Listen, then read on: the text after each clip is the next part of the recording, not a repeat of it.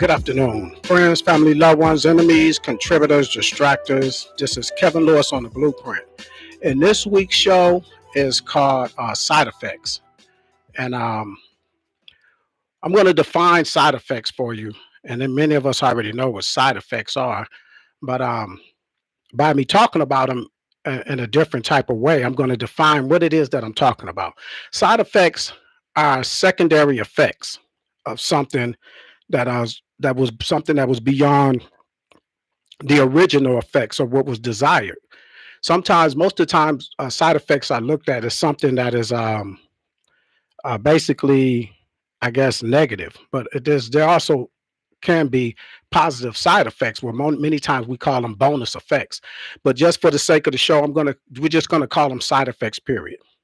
So a lot of times, when we look at ourselves, we tend to look at the side effects of something bigger, and we judge our side effects. So what I want to talk about is understanding what we are seeing when we're talking about side effects. Um, and the way we judge the side effects that we are seeing. And um, it may control the way that we react to what it is that we're seeing. That is the desired um, uh, purpose of what I want to talk about, or why I want to talk about. I want us to understand what it is a lot of times that we are seeing, and a lot of times how we react to what we're seeing. We're judging side effects, and it's like I said, it's positive and it's negative side effects to and things that we see on a daily basis. Especially what I'm talking about is the things in the Black community. So I'm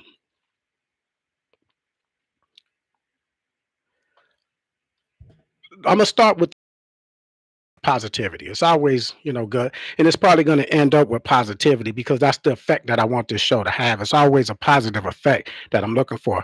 But before I get into the negativity of side effects, I'm going to talk about the positive of side effects. Now, what we have in the Black community, the new word that they changed everything to is being woke. Woke. Everyone's woke. Negative connotations to being woke within the government. And what it started, it used to be just saying Black consciousness, having Black consciousness. That was the thing. And now it became, are you woke, or something like that? And now it seems like the system has, or the media has taken over that word, and they place some of negative connotations on that word, being woke. But with us, being woke has always been positive. Now, there are side effects to being woke.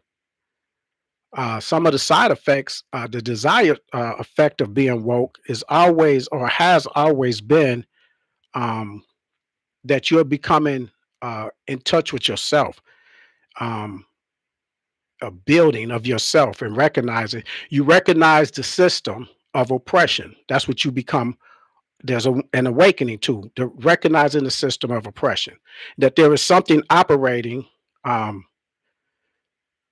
that is controlling things and controlling the way you see the world, and controlling the way that you see yourself. And that this thing that has been operating, that you are automatically or suddenly starting to be aware of, it changes you because you start to understand why you do what you do, and why we as a people have done the things that we have done, things that the system has have been trying to suppress. And during the awakening, there becomes a journey that we partake in. You start to read more. You start to seek more. You read more. You read into things more. You start studying things, and there's a tearing down and a rebuilding process that goes on. You start tearing down what it is or who it is that you were, and you start rebuilding yourself. And these are positive things, because you didn't know everything that you were gonna that this was going to come with becoming woke, or what they call Black consciousness. You don't understand everything that comes along with it. Thus it becomes a secondary effect that's beyond the original desired effect. You open that door, and then things starts to change. You start to change within yourself. You start seeing the system, and you start seeing everything that has come with the system, how the system has affected you, and how the system has affected our people. And so now things start to change. You start having these secondary effects that you didn't know that you were going to have. The process, the journey is beginning. You start to become responsible for your actions, and you start thinking of your actions differently. Um, and you start becoming responsible for the actions not only of yourself but of your people. You start thinking of their actions. You start thinking as a oneness. And this is why, see, I don't like to use the word woke, because to me woke becomes denotes uh like the journey is ended. I'm woke. If you're supposed to wake somebody up for whatever, work, school, or to do something from a nap, or they've been sleeping and you wake them up, then that's it. You're woke. But that denotes the completion of something. And to me, when you become black, socially aware, what we call conscious, it's an ongoing journey. And the reason that I'm focusing on that, or I want you to focus on what I'm saying, is when many of us act as if, oh, I'm woke now and that's it. But there's still a process. You start gaining information, knowledge, and then you just continually gain knowledge. And people, this is something that we do. But that knowledge, just the accumulation of knowledge, is not the end of it. There's also a processing of the knowledge. That is the wisdom, how to put that knowledge into action. And many of those people that claim that they're woke, or that they're conscious, or they're pro-black, Afrocentric, and all these things like this, they tend to only focus on obtaining information. They're not focusing on processing and the use of that information. And this is where many of us that claim to be woke or conscious or pro-black or Afrocentric, this is where we fall, or that we are failing, because there's still a journey that still has to go on. The knowledge you're obtaining, the wisdom, what does it mean? Breaking down the knowledge that you have and putting it to use, putting it to an effective use, and gaining an understanding. Thus, we have the equation of knowledge, wisdom equaling understanding. But many of us that are in that category of believing that we're woke, we still are in the process of in that journey, because we are not using the wisdom or the knowledge in a wise way. And the side effects of someone, you can see the side effects of someone that claim that they're conscious, or they're, I'm pro-black, I'm Afro, I'm woke, I'm um, whatever they want. I'm a leader in the black community. The side effect starts to be, you could tell by, like, the holidays will change. You start becoming more aware of what you're doing, what you're celebrating, why you're celebrating it, and changing your celebrations or your holidays. Your actions tell a lot about who you are and what you're becoming. Your goals change. You have a goal for yourself. You want to obtain all this knowledge, and you want to do something with it. If it's just sitting there and you just have a bunch of knowledge and you don't know how to process it or do what to do with it, then that becomes a problem. Or in the gathering of knowledge, you don't know what it is that you want to do with that knowledge, so you use it in an incorrect way. Many times, cannibalism, you're attacking your own, you're devouring your own people. But the effects of becoming conscious in the black community, your goals will change. There's an addition and there's a subtraction that starts to happen. There's a addition of time, how you use your time, and a subtraction of how you use your time.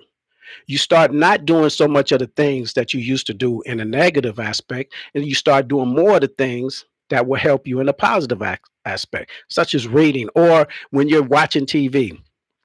You spend less time watching the things that are negative and you start watching more things that are positive. You start reading about or seeking things that are positive and not seeking things that are negative. The journey just continues continually. Also, the people that you are finding yourself around, that people are in your circle, you start adding positive people, that you being conscious, and you start getting rid of people who are a negative influence a lot of times. And a lot of times what happens is we try to change those people that are in our circle, talking to them about, hey, look, this is what I'm finding out. Or you start trying to make them aware of your position in their position. And you try to bring them along with you. And sometimes they want to come along and sometimes they don't. But that's a subtraction. You start subtracting the people that don't want to hear about this new you. These are the side effects that happen to us when we become so-called woke. You are aware of distracting factors. You're aware that some of the things that you used to do, or some of the things that are out there to distract you, to sidetrack you from what it is that you are on your journey to. There's things out there that are meant to subtract. You don't want to have these conversations, these meaningless conversations about things that don't mean anything to your new journey. You start seeing that there's a lot of things that we sit up and we gossip about, and you start to ask yourself, but what's the purpose? Why are we spending so much time talking about these things that are meant to distract us? And you stop talking about those things as much. You stop worrying about those things as much. Your focus has changed. And you stop wanting to engage with people about gossiping about this and that. And if it doesn't work towards your goal, and you start to eliminate those distracting, and you start to filter those distracting factors. And then everything that I'm talking about is a personal thing, and a personal improvement, a personal change within yourself. And then you start to branch out and start being a community type thing. You start thinking more about us. The more you improve you, you start thinking more about us.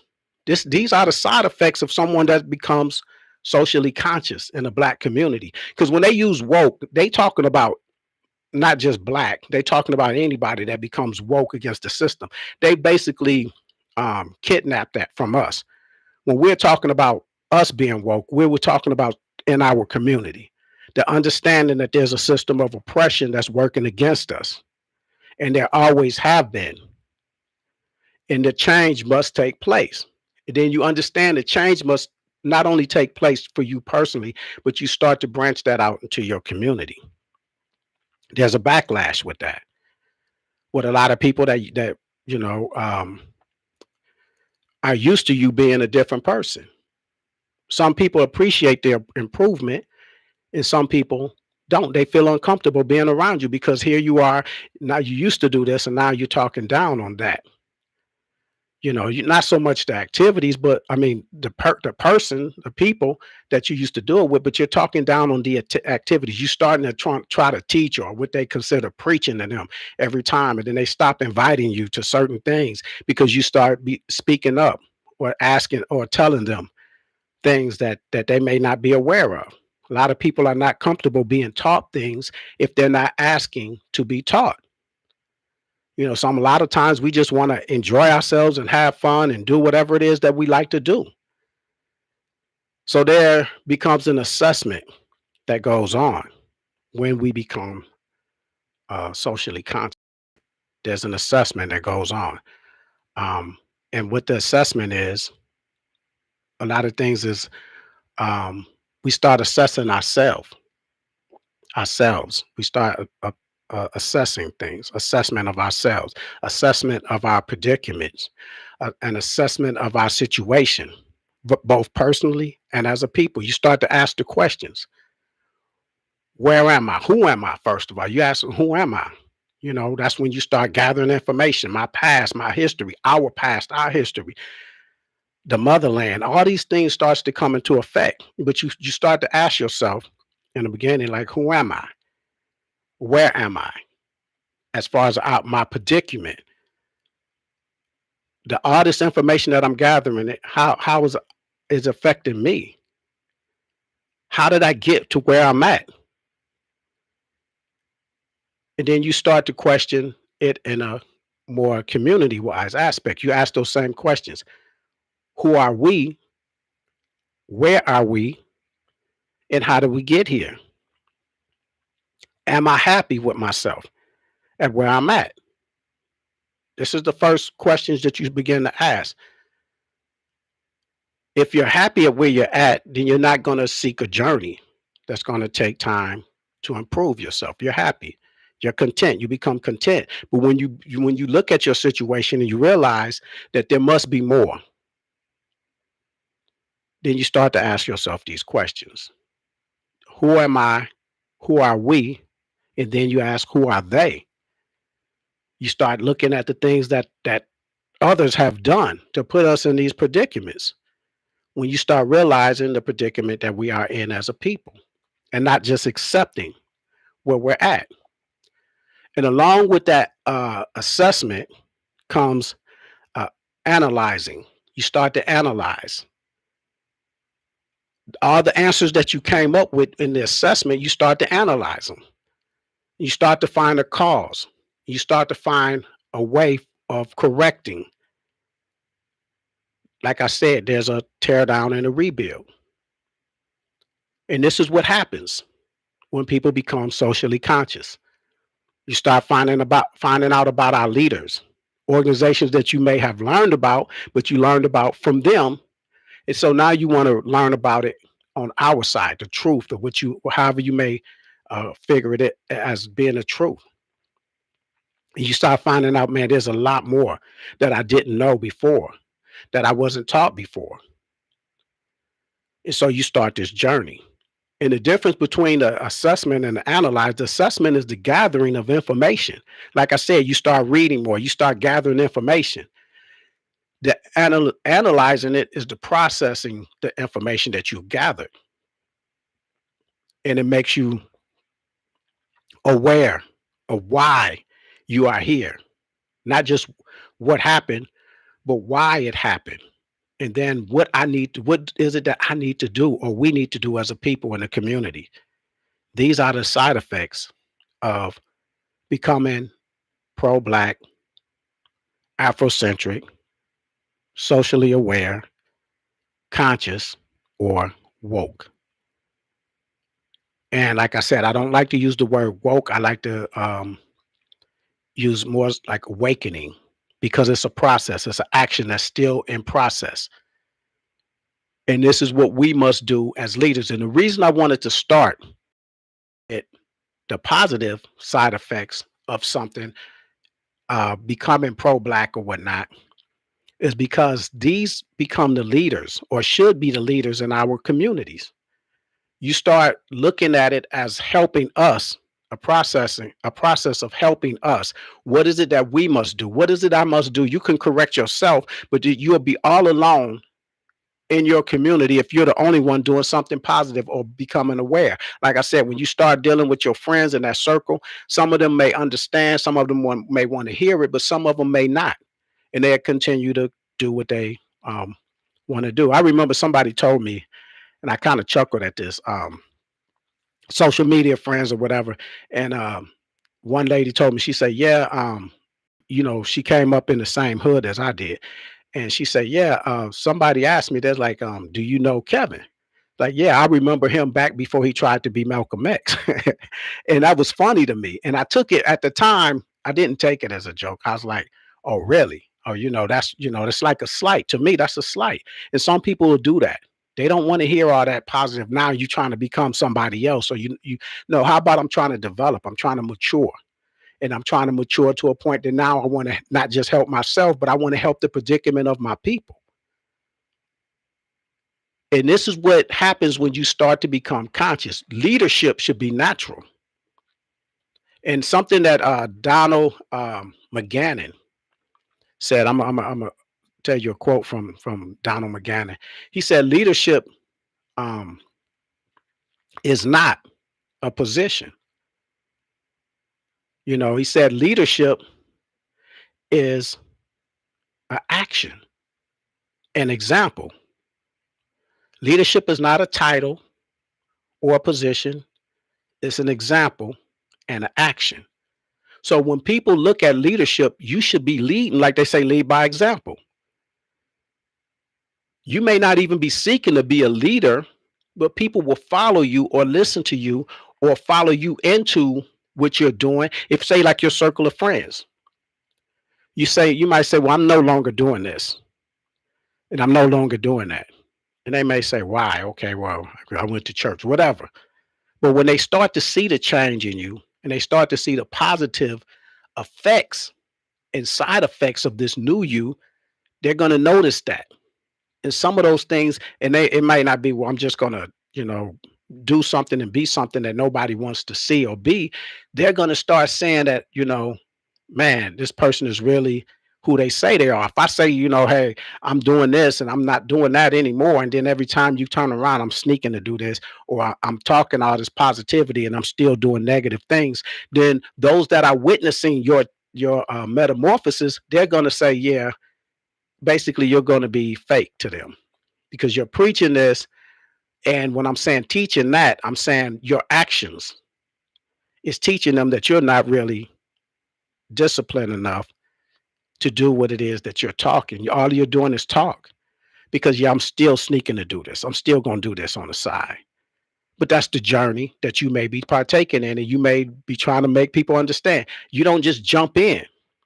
The process is a journey, and I'm continue to change. And if you let them know that and don't come at them as if I'm here and this is where it's at, you're on a journey. You're partaking on a journey.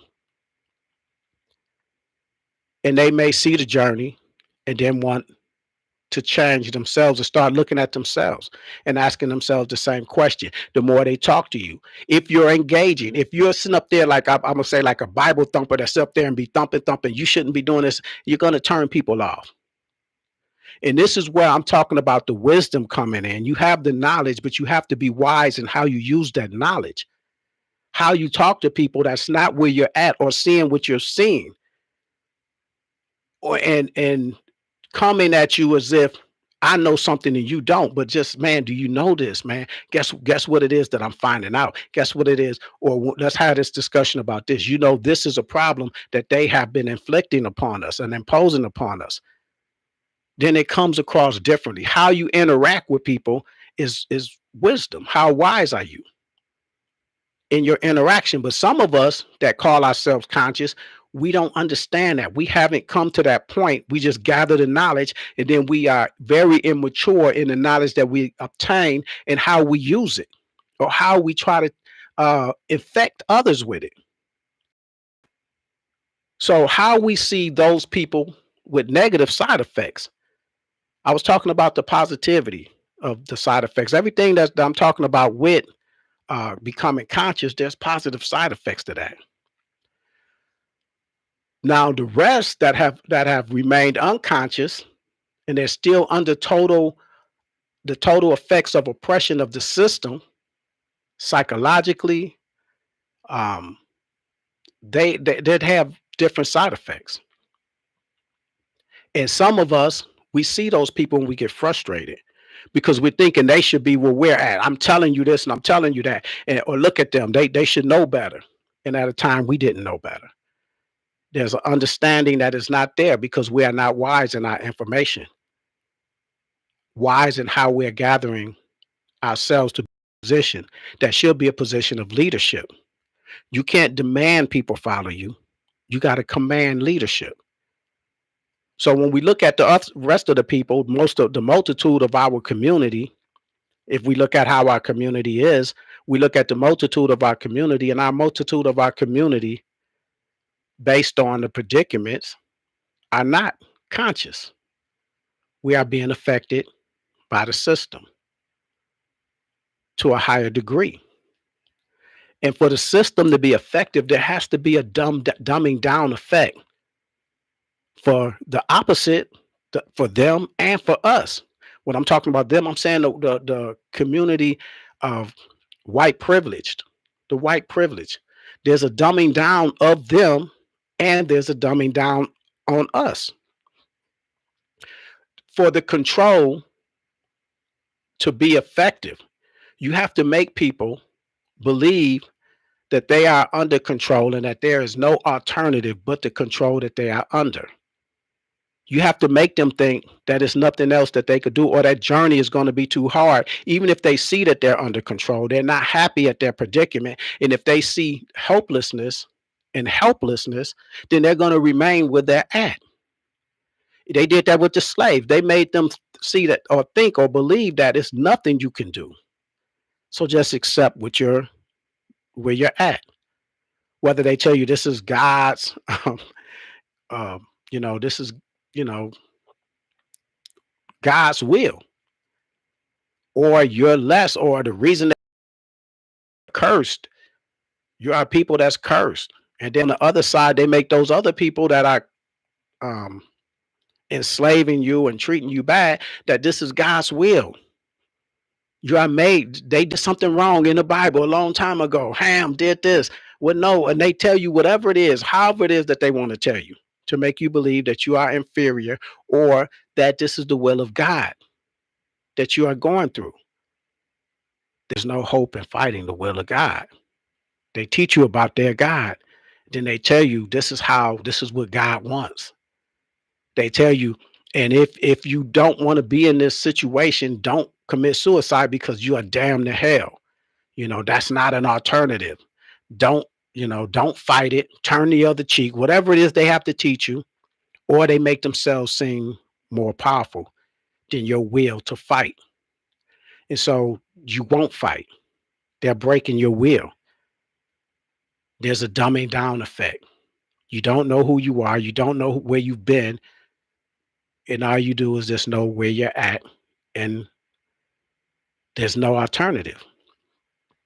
They make the others believe that this is natural. This is normal. Don't feel sorry. Don't feel bad for them. There's a dumbing down effect. They're under our control. They're supposed to be under our control. And in order for the system to keep you under control, the system has to continue to exist in a certain manner. There needs to be a reproductive process to where you set something in motion and you don't have to keep interjecting. It's going to continue and recreating itself. Animals go through that. We keep reproducing ourselves. Plants, there's a process that they keep procreating themselves. Everything, there's a process. Even a system that is continually, or is meant to continue to oppress you, there's a process of reproduction.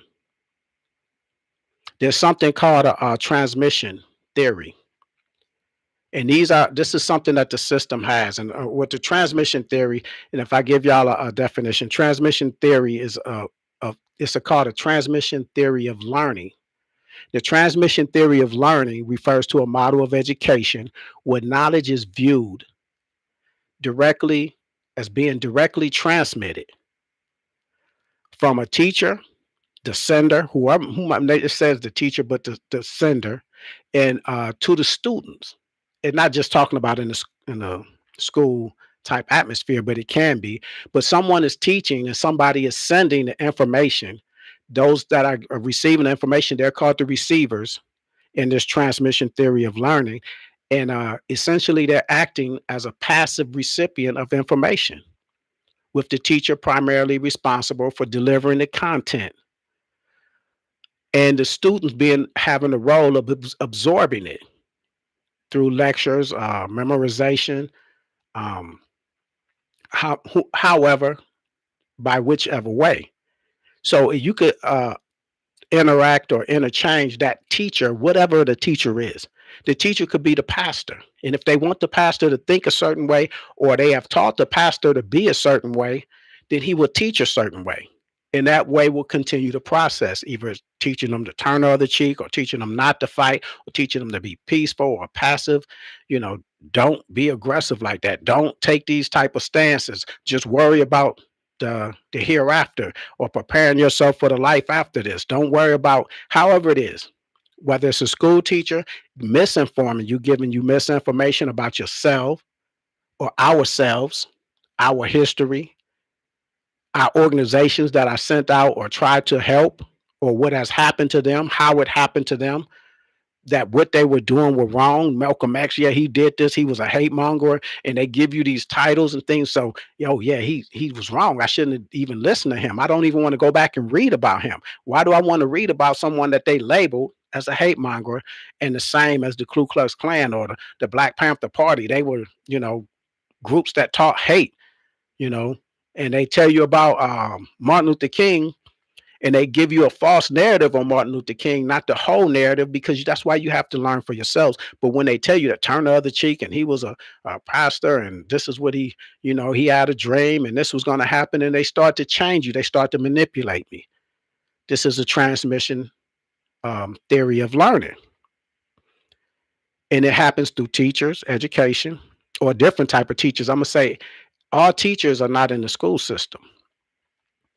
The education system, the religion system of religion that we have been imposed upon us, the media, the shows that we watch, the movies that we see, the entertainment industry, and it starts to become our music. They make the music popular that they want to use as a tool to educate us. This is the transmission theory of learning. They use these type of things against us. And let me thank some of y'all for showing up. I want to take that time and to thank and I see I had a comment. I do want to read the comments as I come along so I don't lose them. Um Sakina, she gave the greetings. She said assalamu alaikum wa alaikum what she said assalamu alaikum. She said wa rahmatu Allah barakatuh, brother. I appreciate that, sister. And say wa alaikum assalam to you, and the greetings from Sharon. And Lede, I appreciate you showing up. And the Sharon was Sharon Simpson Anderson. Appreciate you showing up. She's Teresa Lewis. I appreciate you showing up. And Teresa had a comment. She said, others start to understand our role in equality and now realize um, how many benefit from it. And that's coming off of the things that's happening today, current things with the DEI things that's being taken away that many of us and ourselves don't even understand. Like when I had the show last week and I was talking about the autopsy of DEI, many of our younger people don't understand the value of what has happened or the magnitude of what is happening because it is going on. It has been going on without them knowing or even understanding what we have fought for. And I appreciate that comment. There's a lot to that. I appreciate Nikita for showing up. She said hello. KB, KB, and I appreciate you showing up. Aisha, I appreciate you showing up. And Evelina, I appreciate you showing up. And Barbara Royal, she said Hotep, and I appreciate that. And Teresa also had a comment. Teresa Law, she said, I see us moving as a collective and boycotting businesses finally. I hope that continue. A lot of times now this has happened in the past. I think, and what I've seen is that we start to do things and we don't have the stick to itiveness or the discipline to withstand um, the effects of it. They're gonna fight back. Or some of us don't have the discipline and they start to break ranks. And hopefully that will be something that we will stick to. But I think we need leadership from those that are socially conscious or consider themselves woke to help us understand, help the multitude of the unconscious people to understand, because a lot of times the unconscious, they have side effects of being unconscious. A lot of that becomes laziness. A lot of that becomes there's no use. They may start because it sounds good, and they react on emotions more. And once the emotion dies down, they start going with the flow again. And that's a byproduct. That's a side effect of being unconscious. They don't understand that the bus boycotts that took over a year. And the reason that it was successful is because we stuck to it. We had the discipline. We had the organization to stick to it. A lot now, they learn from our history as well. So they're going to try to stop the things that were effective in the past. Same thing like when they had Malcolm X was coming up. They understood what Malcolm X was saying and his brilliance and his intelligence. And when they tried to challenge him, even when they tried to challenge him with someone that looks like us, that was unconscious, they understood. He tore them down, but he didn't attack them in a way that it made him look like a villain.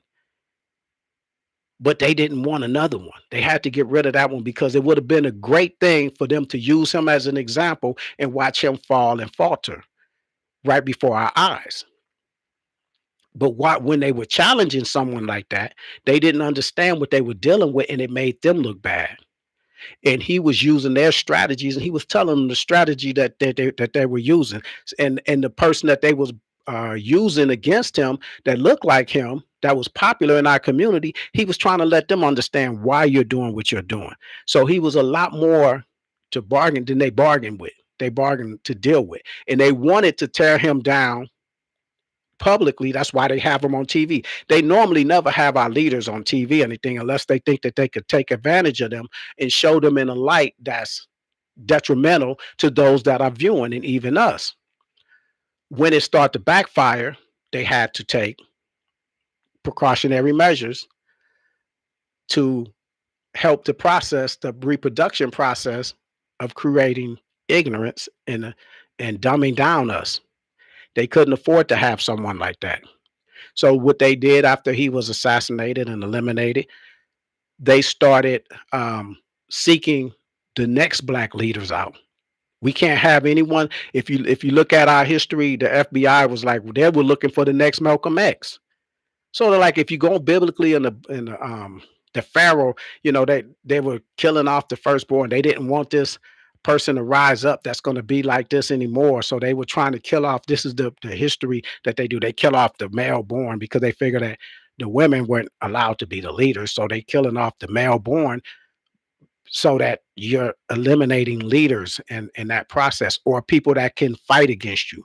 The people that fought wars was mainly the males. So this is a process that they did, and this is a process that this country started to do. They were looking. So Stokely Carmichael, he became public enemy number one because they felt that he was this young charismatic leader that could take the place of Malcolm X. This is what they had to stop. So um I hope that we have leadership. Our leadership should be coming from our conscious and the black conscious community. And it should be many leaders.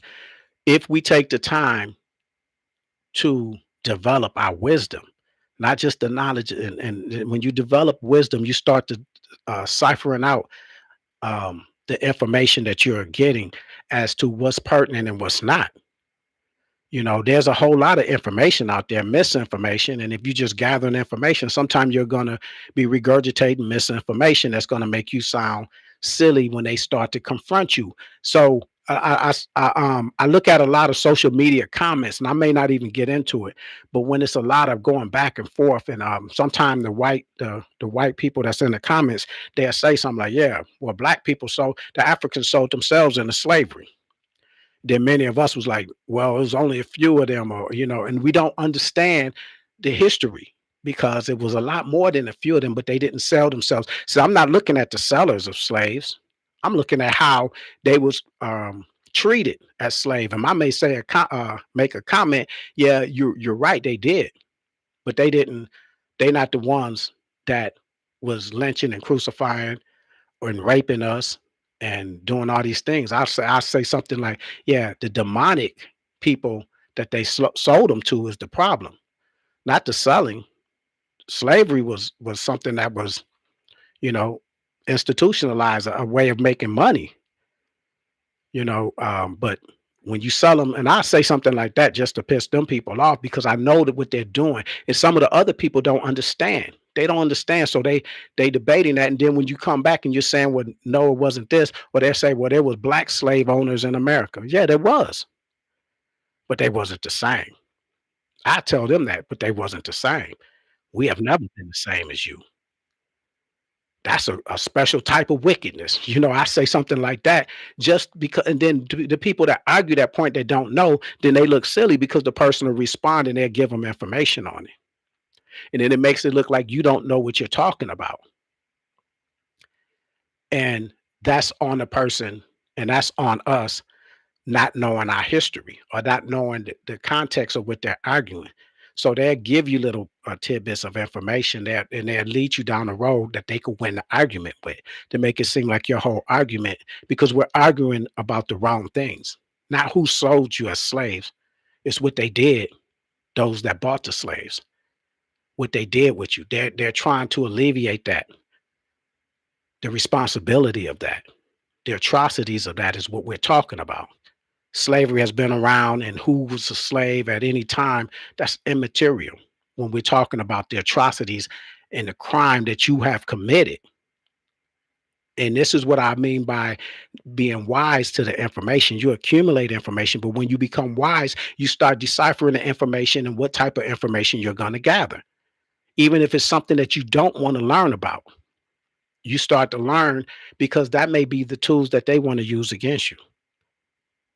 But um, and hopefully we do move as a collective. Maybe things, hopefully we have the leadership and enough leaders in enough communities, enough um, leaders all over the place that's going to help us to understand that we have to stick to this. And we can be the examples. We should be the examples of what it is to do. Because if anything, we as the leaders should be the ones doing it and trying to get the others to move into it. We as leaders can be the one that's giving up, that they look at and say, well, this person is talking all this and they not even following up on it. They're not doing it, you know. Um, but that's the transmission theory. We can be the transmission, the theory of learning. We can be the transmitters of information and have people learning from us, those that become conscious. But you're not going to make that connection if you're constantly cannibalizing within your community. If you're constantly attacking and not being able to recognize a lot of things that we're seeing as side effects. So we get frustrated at those that we're getting frustrated at seeing the side effects. But those side effects that we're seeing is the side effects of the system. And we have to tackle it, see it for what it is, tackle it in a different way. Now, there's also something else that's called social learning theory. And these are the ways that the system has been able to continue what it has done to us. When you look at the social learning theory, it's a theory they call it SLT, and it's a theory of, and it explains how people learn new behaviors by observing and imitating others. It emphasizes on the context of and the importance of the social context in the learning process. And what they're talking about, the social context, is how you learn from your environment. If you are broken, if someone is broken, 9 times out of 10, their kids will be broken because their kids are going to learn from you. If you have anything that we say is hereditary, they say, well, high blood pressure runs in our family, or diabetes runs in our family. And what happens is people act as if there's no cure for it because it's hereditary. But what's actually hereditary is the what word am I looking for? What's hereditary is the actions that you take. Um,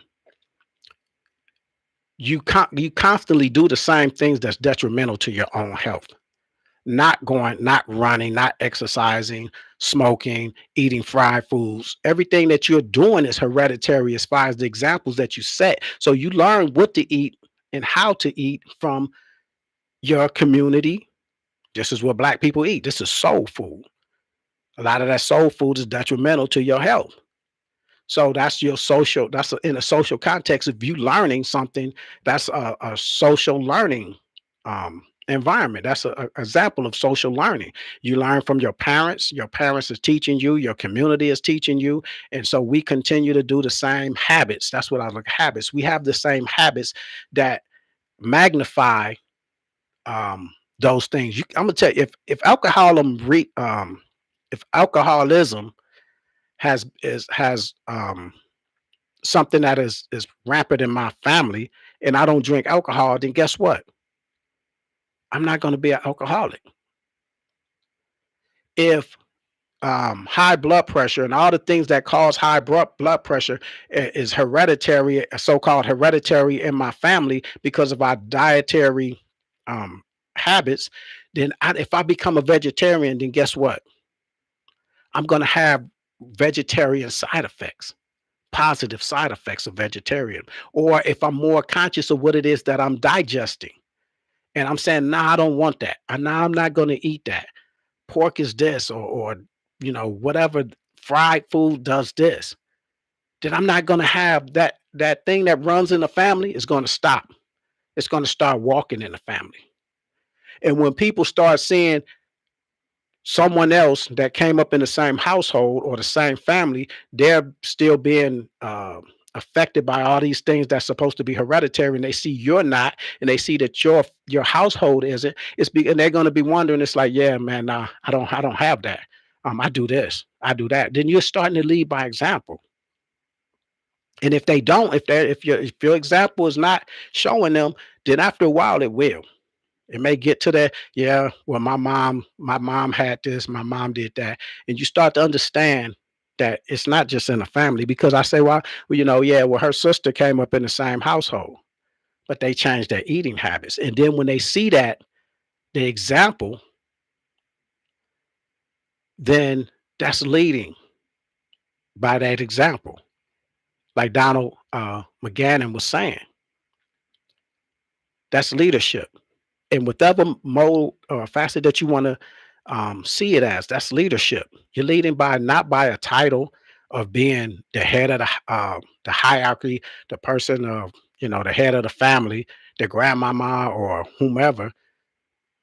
You could be that by doing something that's changing the eating habits and the diets of those that may need to learn from you. By you not sneaking to get some bacon or something like that when you say, well, I don't eat pork anymore. And people ask you, you mean you don't want pepperoni? You don't eat pork chops? What part of I don't eat pork anymore don't you understand? And a lot of times, if they want to do it, what they want to see is you fail. They want to see either, yeah, well, see, you got this anyway. They want that because they want that justification of what it is that they're doing. And some people don't. They see it and they may say, you know what? Maybe that's what I need to do. If you going out walking every time you eat, or you doing this, and they see you as leading the way and breaking the hereditary curses of the family, then maybe they will follow that. Maybe you will be able to imprint that or impose that upon the generation coming up. And maybe you could tell them this is why this is happening. Alcoholism, whatever, smoking, whatever it is, you could lead the way. But this is the social learning theory. This is something that helps them control us. The longevity of controlling us and having the dumbing down effect and the imprinting and suppression of information, the oppression that they're imprinting upon us, things that are detrimental to us, and it has detrimental side effects. And it is the conscious job to fix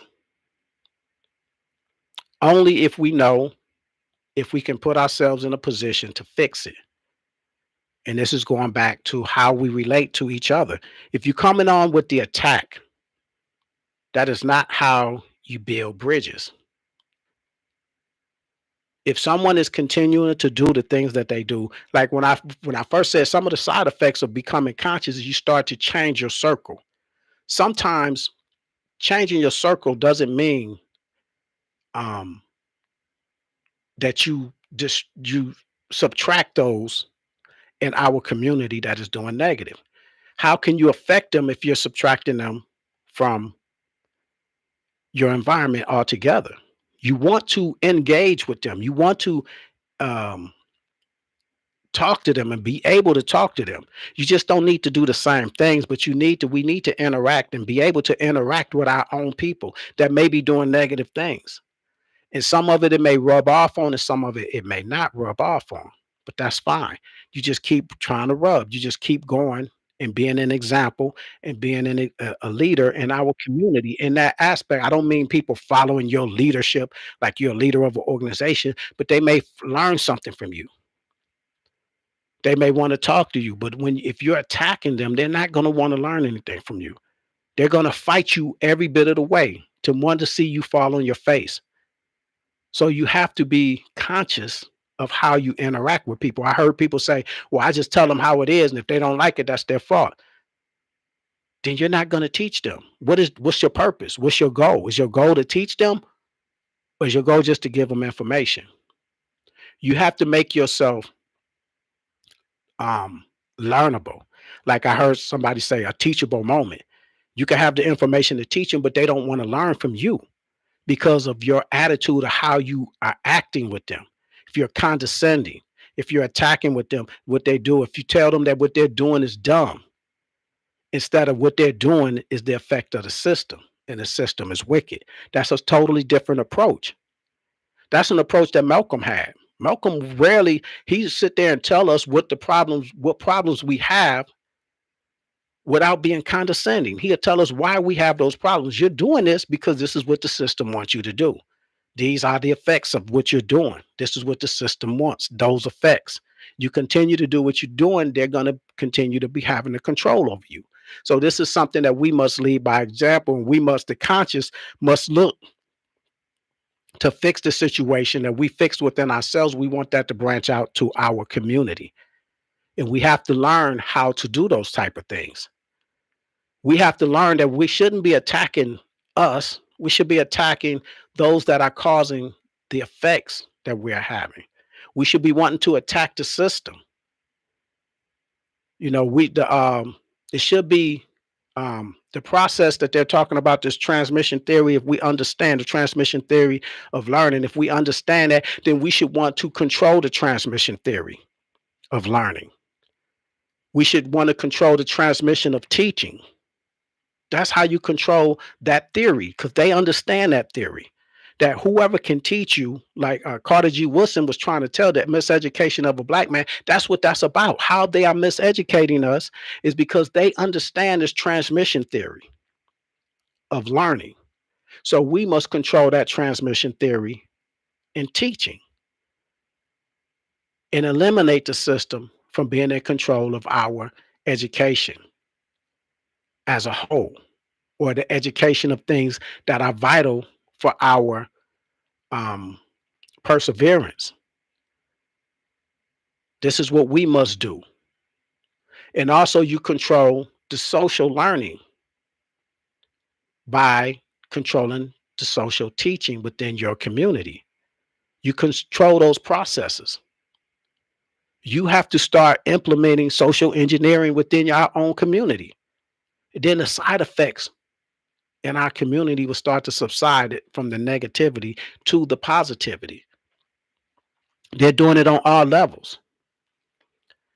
Like in what we do, like, and sometimes people get irked, or they'll say I know I was talking about this on my brother's podcast. See, when we start looking at, well, why do black men use white women as a status, a status symbol once they start making money, or why do they even see a white woman as a step up or anything like that? This is controlled by the system. And I know I had a woman coming on and she was like, why can't it just be, love and all? Because that's not how the system operates. That's not what it is. Why it can't be that, that's a whole different conversation. I mean, why can't there be just no murders, or why can't it be, we could say why in fairy tale sense all we want, but we have to deal with what reality is. And it's not just that these two people love each other. That's not the problem. We're talking about the mindset that many of us have. Not all of us have. Not everyone that has a black man that has a white wife think this way, but many of us that do is what we're talking about. But we also can't just go and attack this person. You got a white wife, or you or put you in that category. We understand the system. So you have to understand the side effects of the system when we're dealing with each other. So it's not me jumping on you because you're here or there. It's me trying to tear down the system that has put you here or there. And another on the show of the John Kev that we had a conversation about the pretenders and the contenders in the black community. And my thing is, I'm talking about leadership. I'm not talking about the multitude. I'm not talking about the unconscious, those that are unaware, not woke. I'm putting that label on the conscious, the ones that claim that they're leaders and not leading by example. You want to be a leader, you want to talk all this stuff, but you're still doing the same things that are detrimental to our people. So you're not a great example. So those are the people that I call the pretenders. The contenders are those that are working. And even if you say, yeah, I'm doing this and I know I shouldn't, then at least you're exposing that you shouldn't be doing some of the things you're doing. And don't look at what I'm doing. Look at where I'm trying to go. And one day I must try to stop doing whatever it is that may be negative. This is the people that I think are the contenders. The pretenders are those that are acting like they're something. They're acting like they're leading, but they're not leading by example. Because any example that comes up, they're talking about the wrong holidays. 4th of July. Happy 4th of July, brother. What the hell are you talking to me about 4th of July for? Don't you understand who I am? Ain't you my friend? Don't you understand that I don't do those type of things? Everything that I speak of should tell you that you should already take in mind that I don't do that. And I'm not knocking you. I'm saying understand that it's not pretending here. I'm not pretending. We have to the pretenders are those that are pretending that they are that which they're not. The multitude, they're just going to do what the multitude has been doing for the longest. They're going to be victims of the system and doing the side effects of what victims may do. So we as leaders, we should be conscious of that and how we approach them.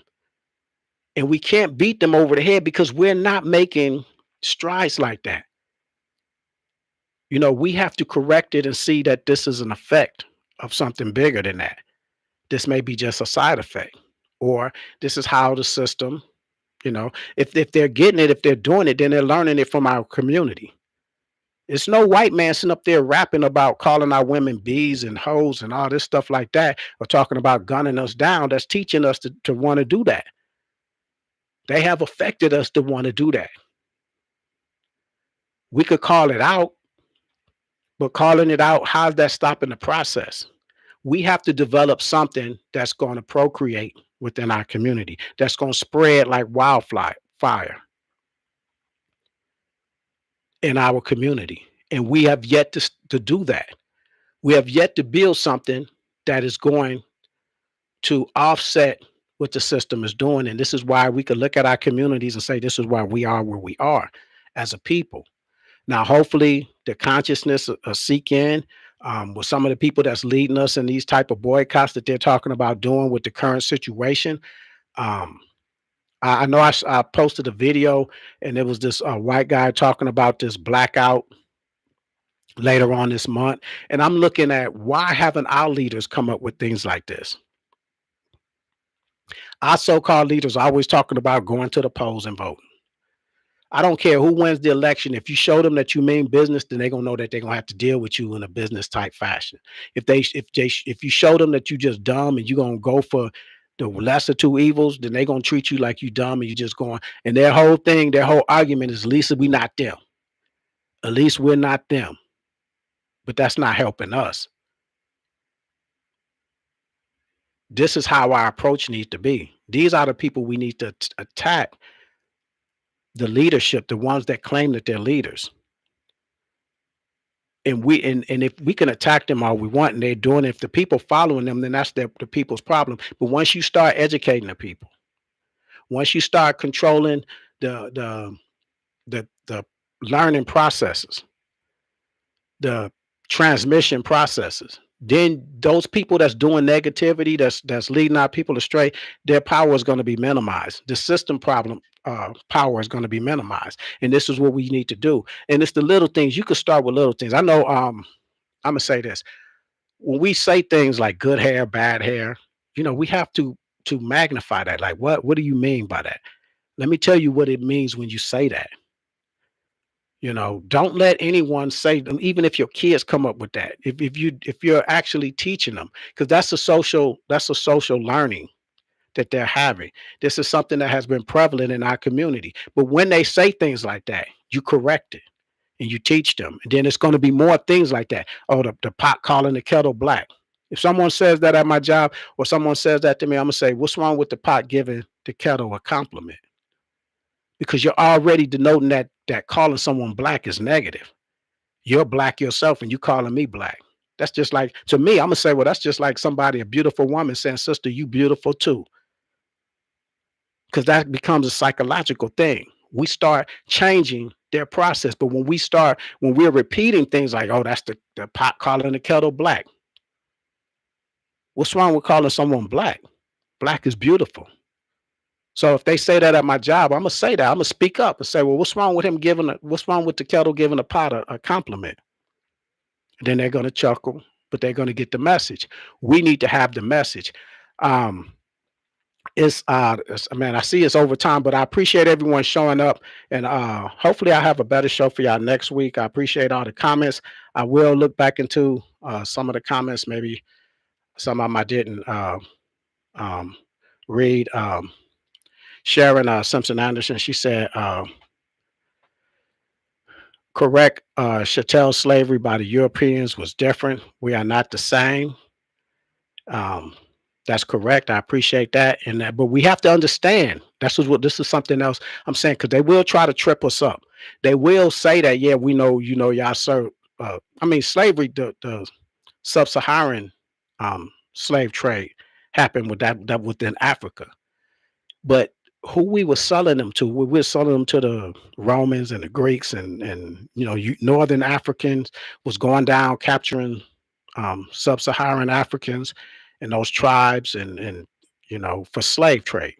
And that happened before the Arab slave trade and the trans Atlantic slave trade. But if you understand what was happening, and it lasted long, then you could say, but where are all the atrocities? See, the slavery thing is not the same.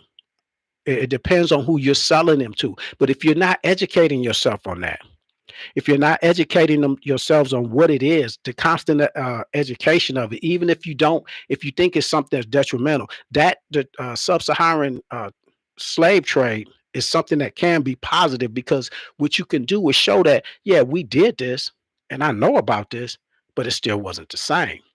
Only when we start selling them to y'all that things change. That slavery, what slavery meant was different. Even if they say, well, everyone has slaves, slavery is in the Bible, slavery is here. It's not the same. No, what y'all did was different. And even showed, because even when slavery ended here, we still were going through hell. So no, it's not the same. We're not talking about slavery, we're talking about a Holocaust. So yeah, it's different. So don't let them off the hook and by manipulation of what we're doing. But I appreciate that. I appreciate the concept, the comment. And Teresa said, she said, each one teach one, be patient with their processing of the information. And that's a simpler way. You didn't took 5 minutes to say what I was going the whole hour and over to say. Sharon said she loved the show. I appreciate that, sister. Evelina said, thank you. Good show. I appreciate you showing up. And Didi, I appreciate the compliments. She said, as always, a good show. Kevin Lewis on the Blueprint. And hopefully I'll have a better show for y'all next week. Um, and peace. I guess that's all I got for y'all. Peace.